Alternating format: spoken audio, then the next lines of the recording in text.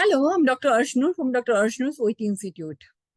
In the series of the role plays, today's topic is for nurses and the setting is medical clinic. This is a very, very important topic and many times this has been asked and very commonly asked in the exam.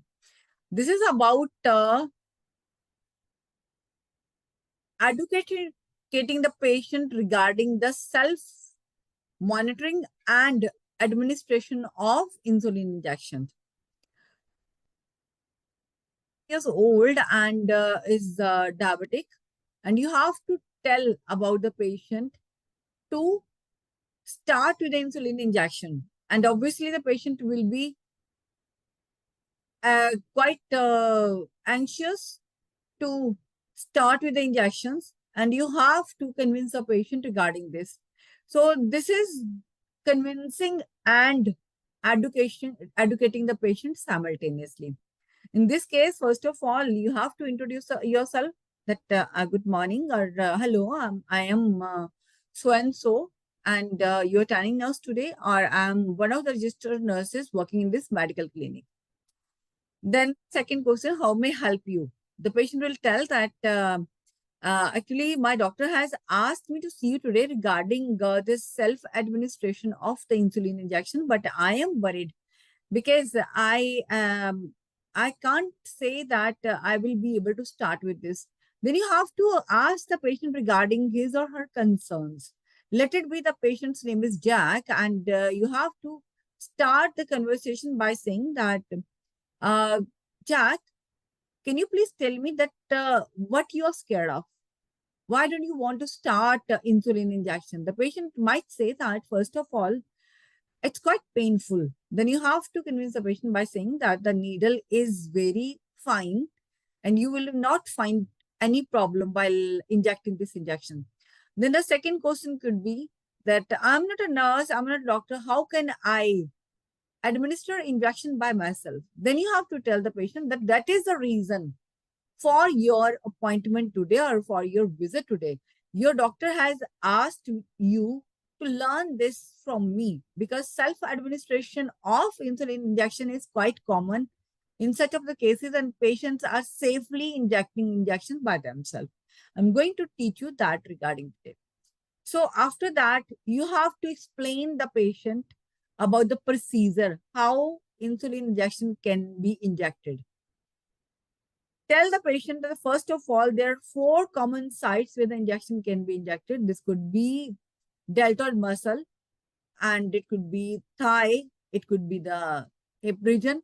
But the most appropriate site of the injection for the self-administration, that is around the belly button or around the umbilical cord. So this is 4 fingers away from the navel or 4 finger away from the belly button. You have to tell the patient that he has to inject the injection on the different sides or every day, keeping in view that he has to inject the injection 4 fingers away from the belly button.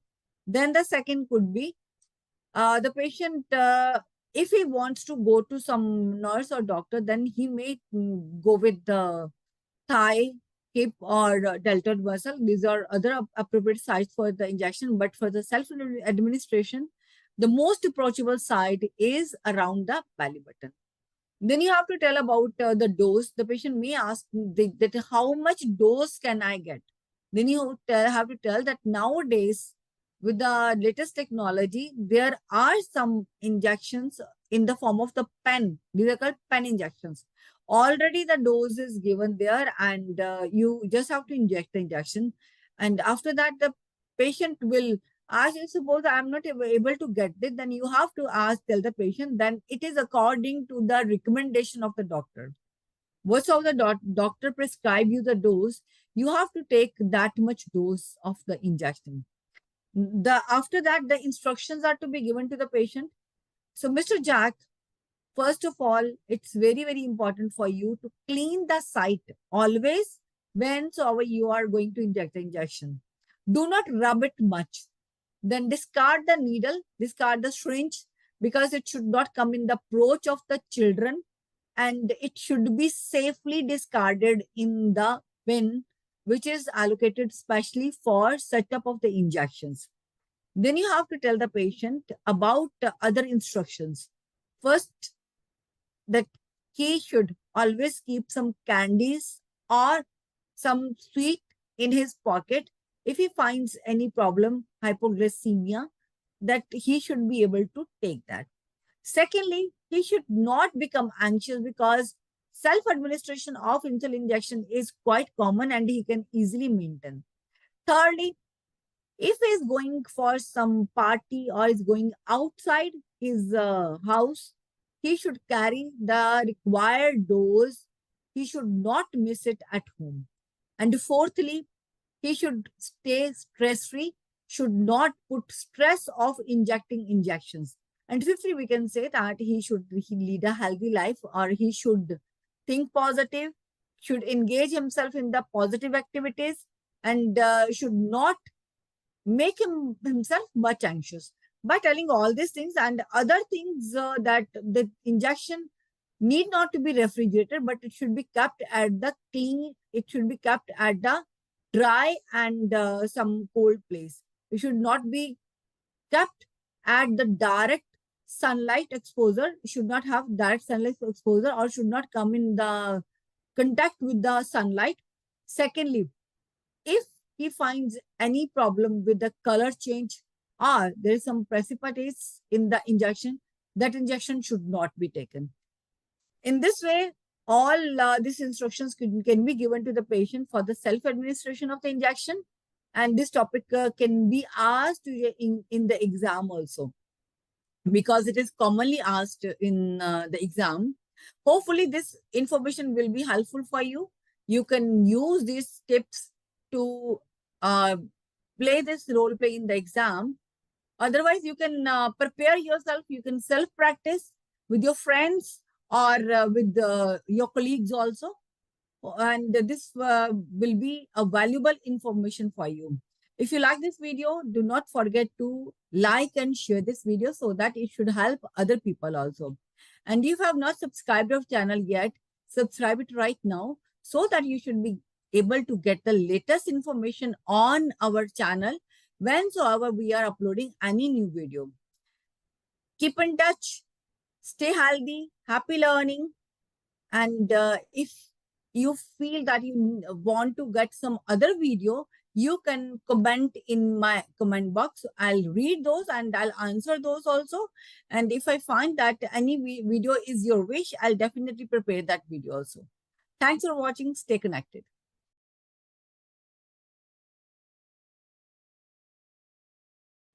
Hello, I'm Dr. Arsh Noor from Dr. Arsh Noor's OIT Institute.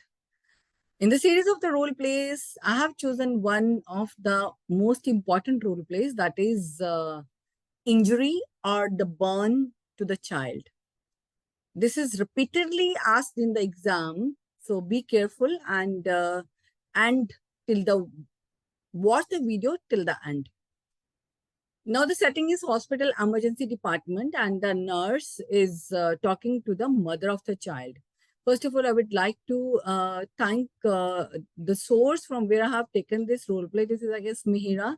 Thank you so much. I'm using your role plays. And these are quite beneficial and good role plays you have written. In the beginning, obviously, you have to introduce yourself and ask the concern of the patient. Then the second part is information information giving or the solutions and the suggestions given to the parent. Now let's start. So first of all, introduction part.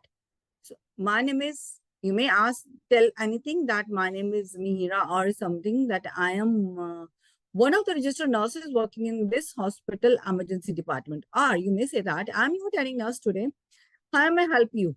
Then the mother will tell nurse, because in this case, the mother would be anxious. In the case of the child injury or the burn, obviously you are handling the patient, the attendants in an anxious condition. So you have to calm down that person first, convince them. Then you have to start with the introduction part, the second part, that is information gathering.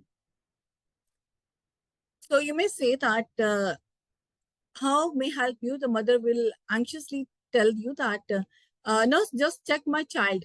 There is a burn on her leg. It may be on any part of the body. It may be the water scalding. It may be with some hot product. So you have to calm down the mother first. So let it be the name of the mother is Lisa. Lisa, just calm down. You are in the safe hands. Your child is in the safe hands, and the best treatment will be provided to your child. So this is my humble request to you that you should stay calm. Don't say don't worry, because don't worry, if you're telling, you are not giving the positive statement to the mother. So this shows that you are careless. You are just making the patient to not to worry.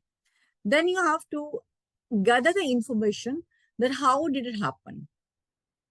So the mother will explain you that it was some hot product. It might be some curling machine, or she was using that and accidentally the child came in contact with that. It might be hot plate.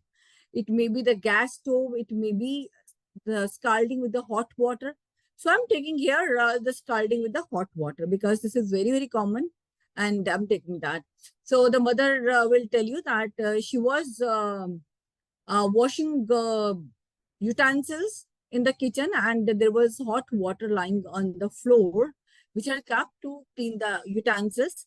Suddenly, the child came and she touched that pot or the utensil, and the water fell on her. Her leg burnt by this, and now she has brought the child to the hospital. You have gathered the information regarding this.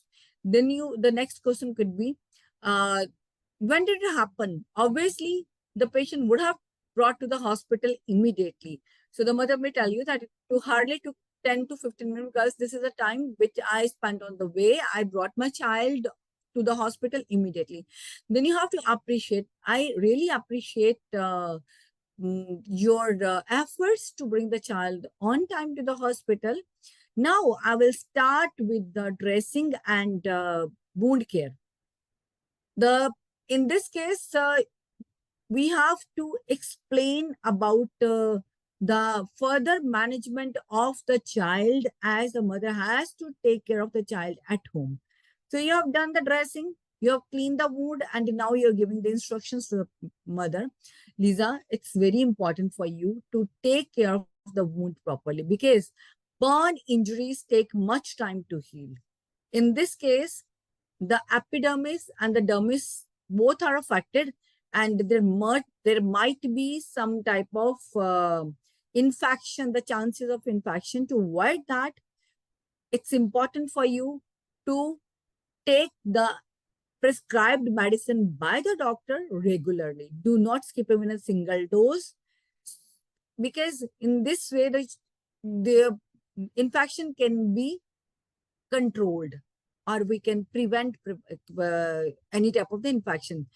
In the cases of the burn, there is high chances of infection. You may say that as a child is a burn case, so she's more prone to infections. To avoid that, first of all, you have to carry on the medicine, must give the medicine to the child on time. Secondly, as I'm going to educate you regarding the cleaning of the wound and applying the dressing, that should be done twice a day, so that we should minimize the chances of the infection. In case of burn, the most important step is to avoid or to prevent the infection. Once infection occurs, in that case, the healing takes too much time, or it is delayed, and there are other chances of complications also. Then the next is, in case of emergency or medical attention, so you have to tell, as you're going to discharge the patient immediately, you have to tell that, Lisa, it's not difficulty. It is not difficult. You can easily manage her wound at home. But if you find any type of the problem, like there is intense pain, there is pus occurrence on the wound side, or you find the child is getting fever, or the temperature goes higher, or the patient feels too much pain, in that case, you can contact as the emergency number to get the immediate care to the child. Then at the end, you may say that, Lisa, I'm giving you a leaflet or a brochure which has a complete information regarding do's and don'ts, means what is to be done or what it is to be avoided. As in case of the wound care, attention must be provided to the child. And the second is what things are to be avoided, that the wound should not come in contact with dirt, should not be exposed thoroughly, it should not be kept wet, cleaned properly, morning and evening, both the times, and the dressing should be applied. By this, you can enter the topic. And in such of the cases, sometimes there are some instructions to be given to the patient that to avoid further injuries, you may have to tell that, Lisa, one thing imperative for you, that do not let your child to come along with you when you're using any such type of the things like either you're using sharp edged instruments like some knife in the kitchen, or you are working with some iron, or you're working with electrical appliances, or you're working with the hot water, because child injuries are very common. Children do not know about the severity of such of cases, and to avoid this, the only thing we have, that is to keep the children away from these things. So may I end up the topic like this, and hope you will like this video. If you like this video, do not forget to like and share this video. And you have not subscribed our channel yet, subscribe it right now to get the latest updates on our channel. And if we are uploading any of the video, you should get the notification immediately. One thing very important, that if you like this video and you want to make me to more videos, so any video you like or you want, you should write me in the comment box. I'll prepare that video for you also. Thanks for watching. Stay connected. Happy learning. See you very soon with the new video.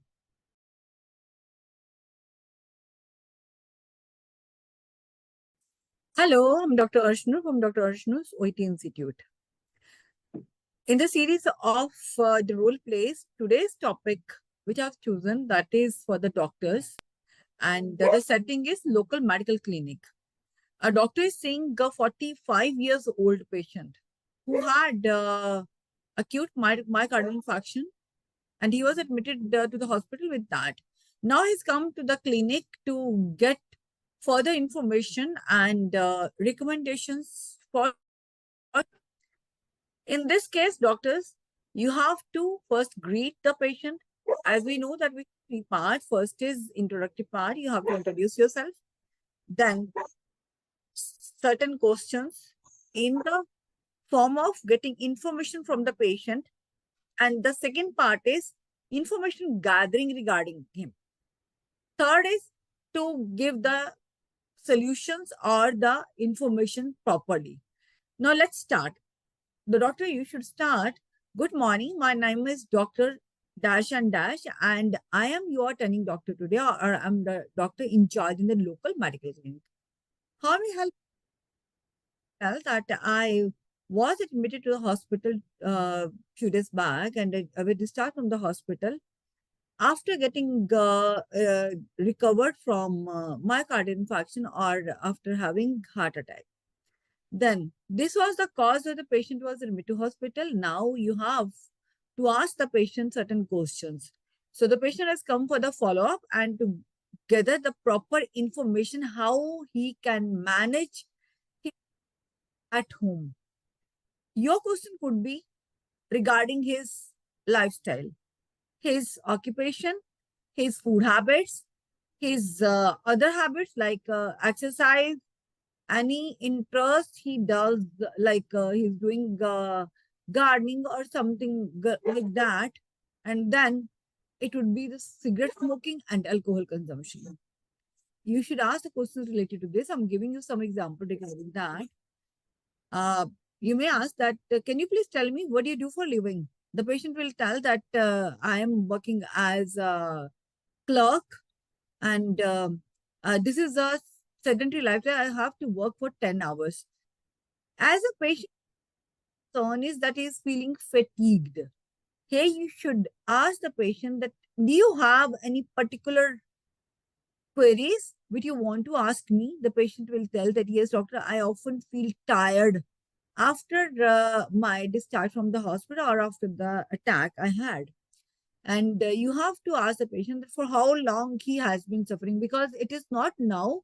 He would be experiencing the same symptoms for the last couple of days or months.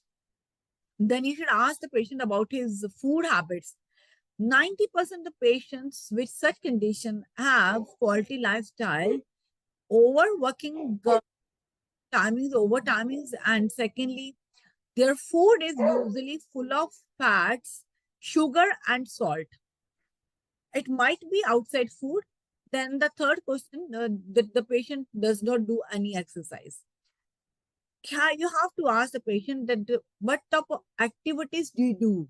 Or do you do any exercise? The patient will definitely tell you that no, I don't have enough time to do exercise and I don't do any exercise. Then as you're asking patient, you have to ask the patient, if you don't mind, may I ask you some personal question? Do you consume alcohol? Patient will say, yes, I do consume alcohol. How many units? He will say that 3 to 4 units per day, or it might be 21 to 25 units per week. Says doctors, it's very, very important for you to gather the information properly, first of all. You may write all this information on a page, and after that, by seeing on this page, you can answer the questions. See, now the patient, we have covered all the things here, and now you have to explain the patient regarding the recommendations. First of all, you should tell that it's imperative for you to reduce your working hours. I can see that you're working over hourly. So this is crucial for you to reduce your working hours up to 6 hours only. Don't exert yourself overly. Then the patient has concern that he wants to know whether he is able to do any exercise, because he's feeling that if he does any exercise, it might lead to another heart attack. So that's the reason he's not doing any physical activity. You have to tell that you may start mild exercises. You should directly say that I don't suggest you for strenuous exercises, but you can start with yoga. You can do deep breathing exercises, which will be very beneficial for you. Secondly, you may start running, jogging, or walking, which is the best recommended exercises for you. Then come with the part alcohol consumption and smoking. It's crucial, or it's imperative that the patient should be refrained from that. Strictly ask the patient to avoid drinking and to consume alcohol. You may be a bit liberal here to let him to consume 1 unit per day, or it may be 5 to 6 units per week.